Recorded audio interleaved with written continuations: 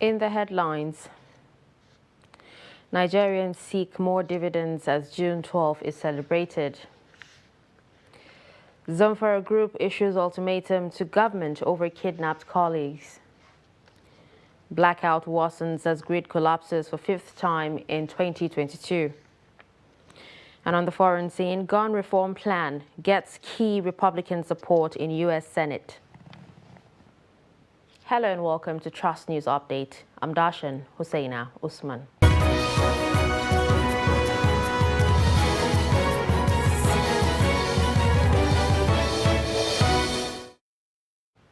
Now the news in detail. Nigeria's Vice President Yemi Osinbajo has called for deep reflection by Nigerians on the nation's representative government as the nation celebrates this year's Democracy Day. The Vice President made the remark at an interdenominational church service in Abuja, where he urged citizens to be more committed to building a country desired by all. Shafi'u Suleiman reports.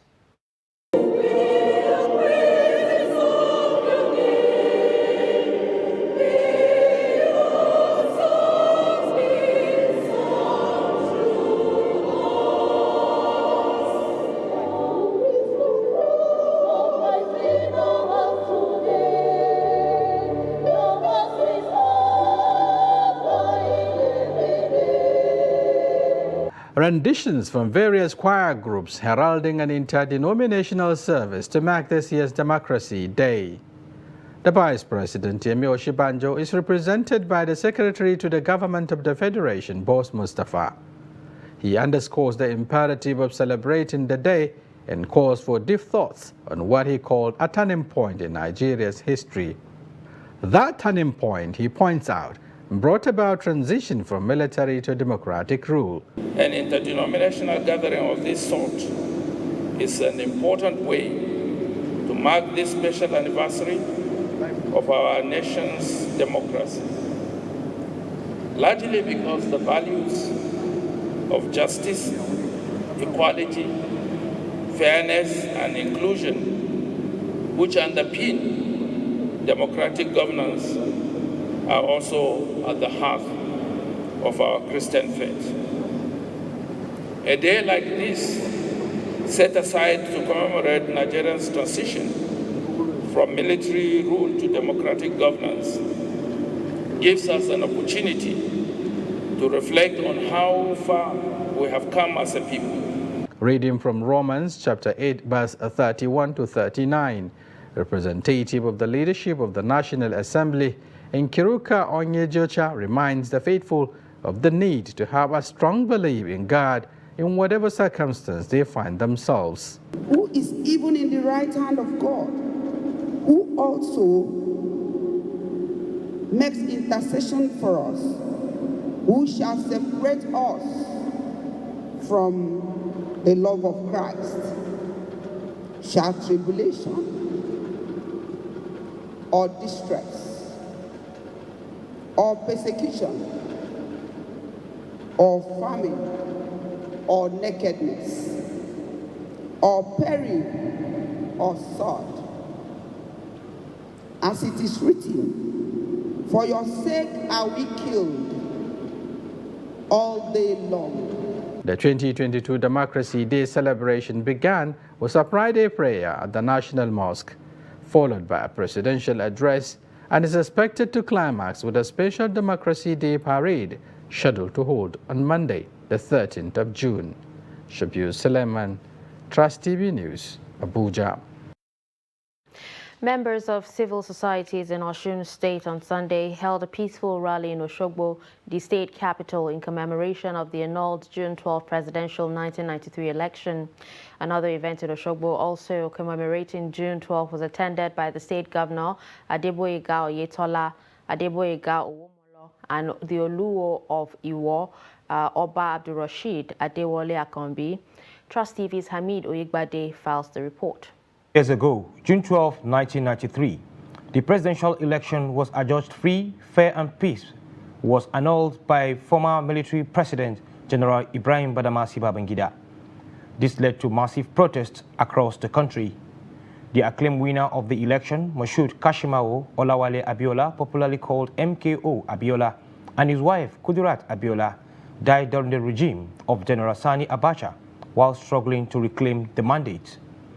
In 2018, President Muhammadu Buhari decreed 12 June as the nation's Democracy Day in honor of the sacrifice of MKO Abiola. In Osun State, youths and other citizens joined members of Osun Civil Society's coalition in a procession in Osogbo, Osun State capital, to mark just 12 annulment. 29 years ago, June 12 came on board, and what necessitated that June 12 was a popular resolve of the masses of our people to change the course of history. The chairman of Osun Civil Society Coalition, Comrade Wahid Lawal, urged the Independent National Electoral Commission, INEC, to ensure free and fair election in the state next month. So far, so good. 29 years after the annulment of June 12, 1993 election, at least we are having 23 years of uninterrupted civilian rule. So at least we are no more under the jackboot of any military. Comrade Wai Saka urged government to address insecurity and protect citizens. In terms of security, Nigerian government need to work hard. In terms of unemployment, they should brace up. In terms of creating an enabling environment for people to thrive, government should work seriously. We want a government that will give us a level playing ground. Comrade Wale Adebisi, while explaining how he escaped death during the June 12 struggle in 1993, the essence of the struggle has not been achieved. I witnessed the Ikotu massacre. I witnessed the Ikeja massacre by the military.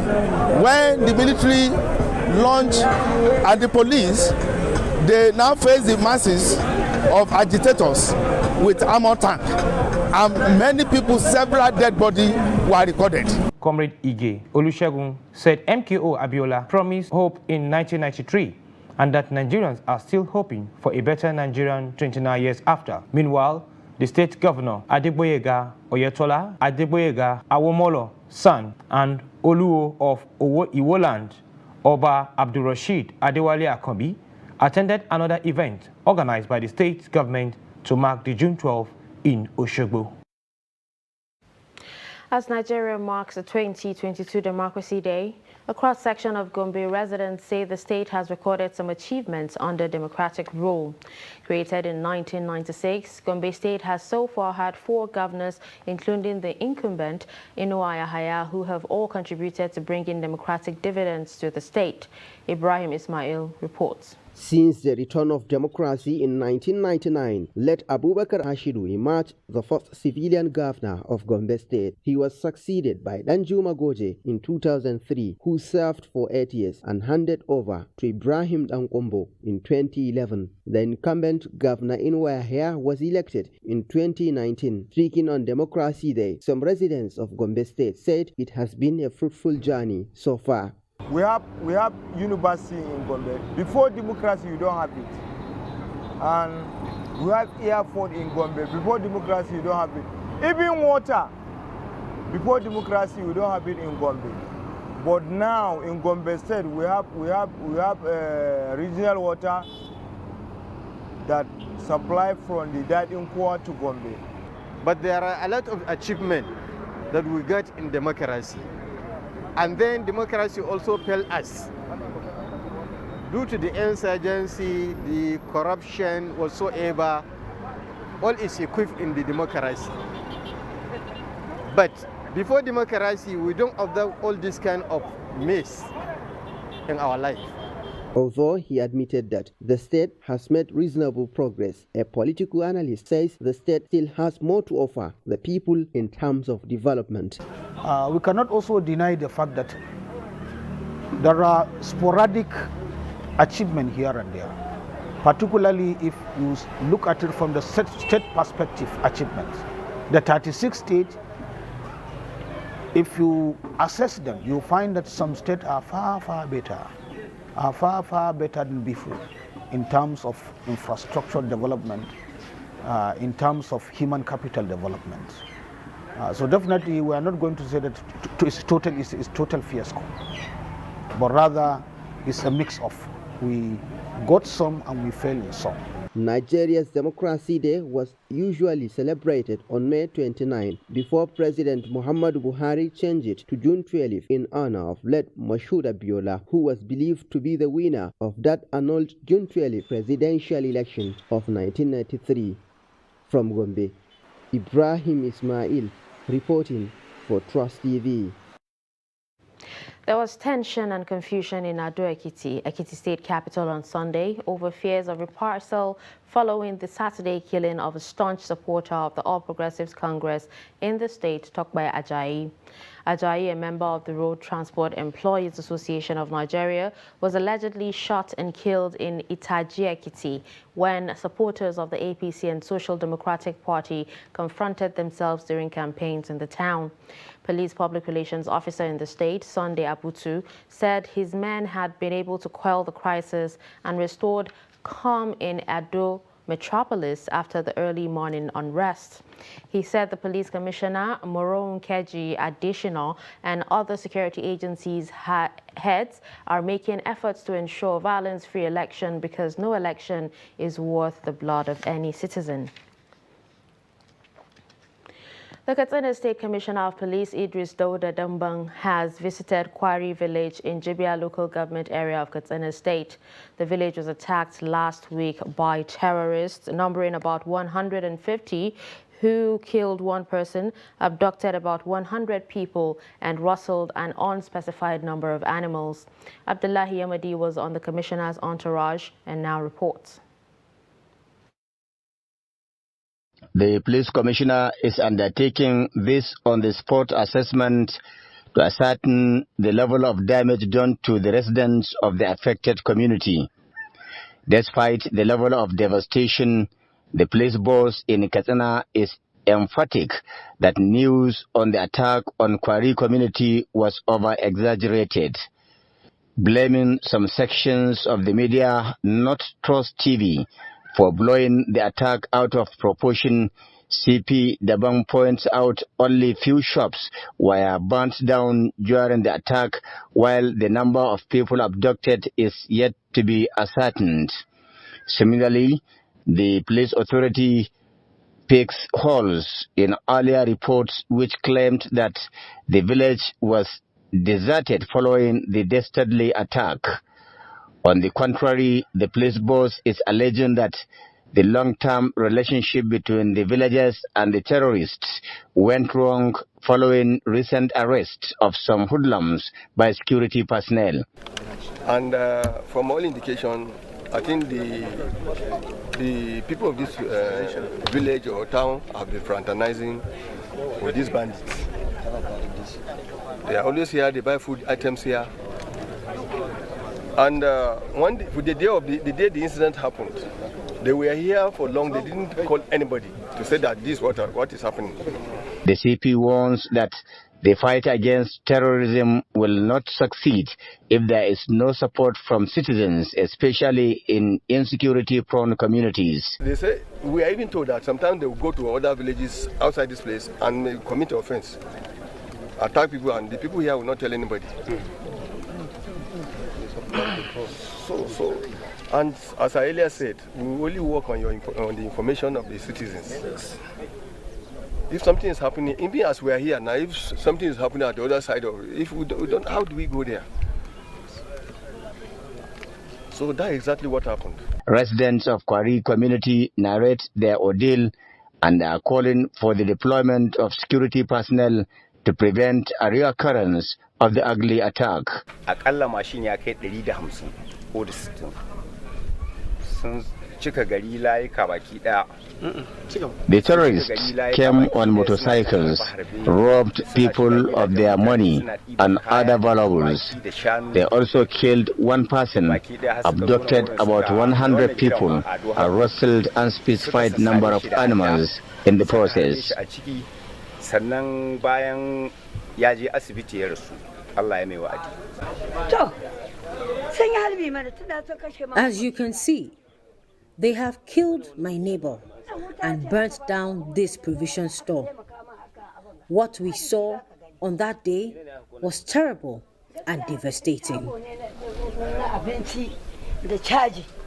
It would be recalled that Trust Television News had reported that some displaced persons from Querrey village, mostly women and children, were taking refuge at an IDP camp in Jibiya town. Abdullahi Ismayamadi, Trust Television News, Katsina. You're watching Trust News Update. Coming up after the break. Beards, wisdom or fashion? Do stay with us.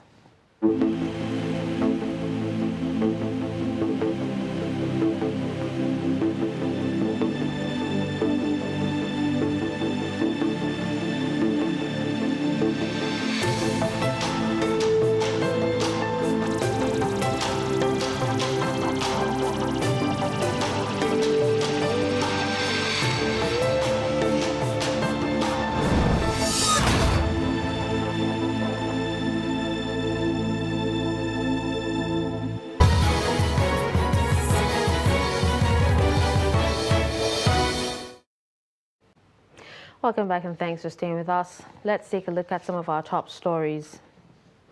You heard that Nigerians seek more dividends as June 12 is celebrated. We also told you that Zamfara Group issues ultimatum to government over kidnapped colleagues. Moving to more news, Nigeria experienced a nationwide outage on Sunday evening as the national electricity grid crashed to zero, with power bulbs fluctuating before they went off in some offices in Abuja. Daily Trust reports that this is about the fourth time Nigeria will be experiencing a system collapse this year, the last being on the 8th April 2022.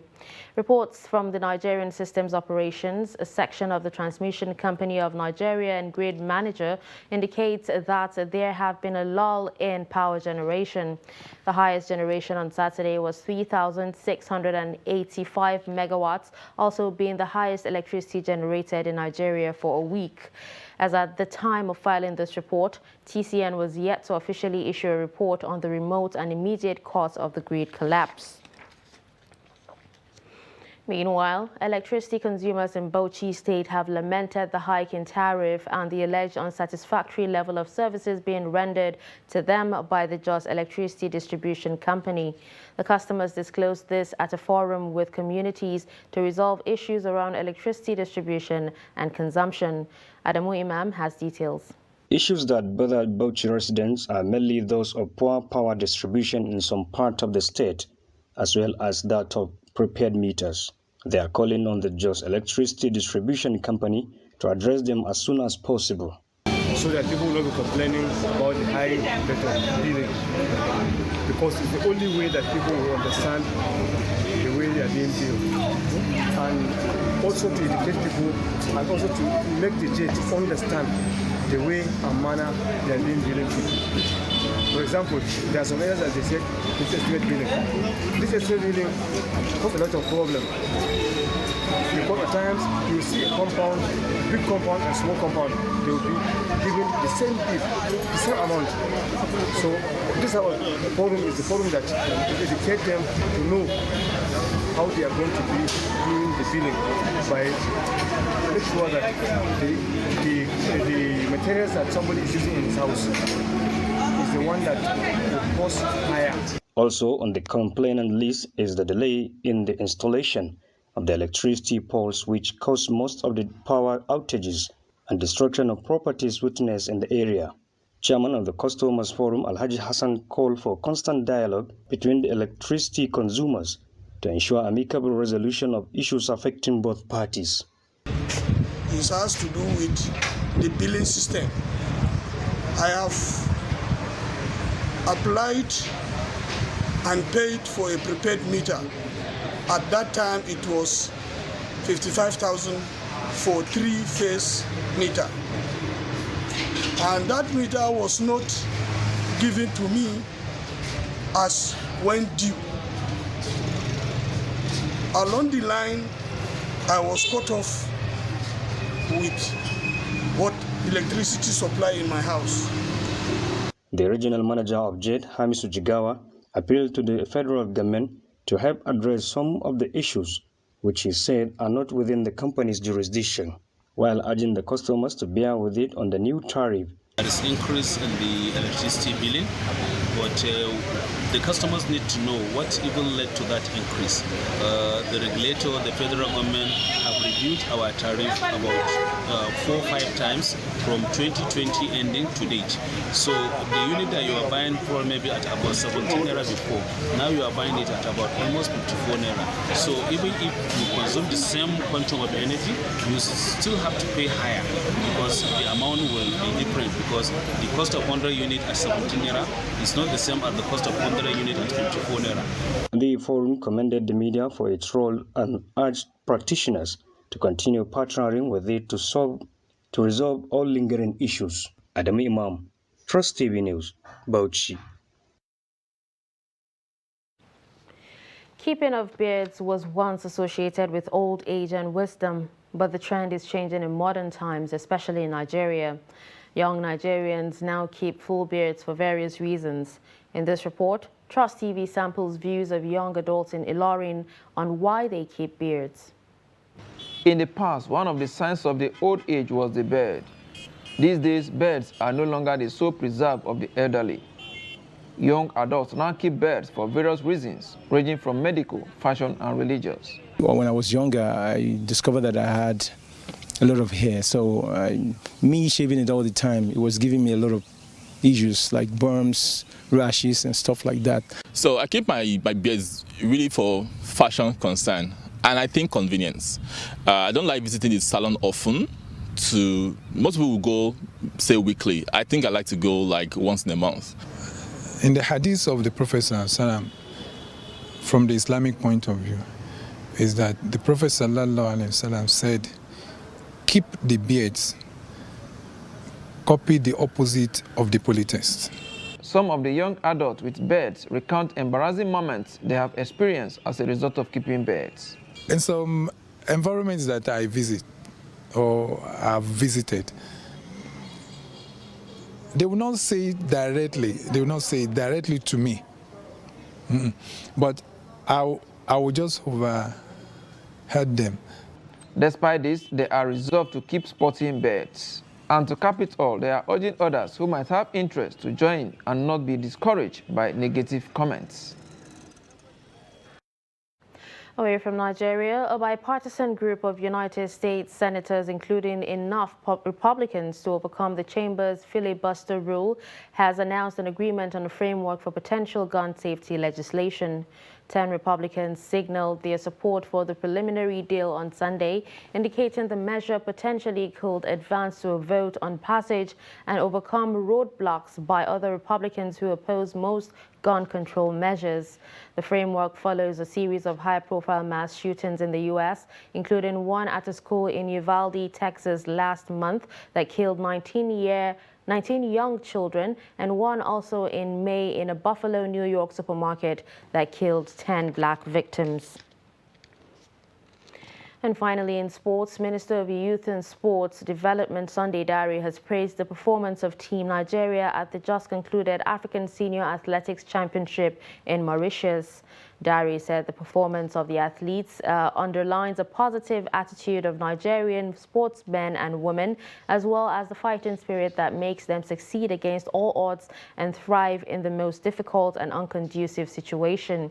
Team Nigeria won 5 gold, 3 silver and 3 bronze medals to finish third on the medals table behind Kenya and South Africa.